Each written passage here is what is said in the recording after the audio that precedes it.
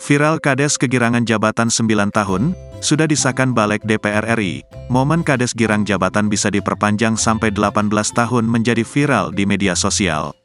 Terlihat para Kades tengah membagikan kebahagiaan setelah keputusan masa jabatan Kades bisa diperpanjang sampai 18 tahun. Hal ini sesuai keputusan Badan Legislasi DPR RI yang telah sepakat. Tak pelak keputusan Balik DPR RI tersebut membuat para Kades menyambut bahagia dengan ucapan syukur.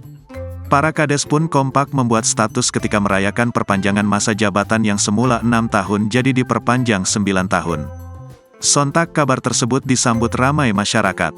Sebagian besar mempertanyakan maksudnya dan motivasi para Kades menuntut perpanjangan masa jabatan. Sementara sebagian lainnya menyindir soal banyaknya Kades yang terjerat korupsi dana desa dan masuk bui.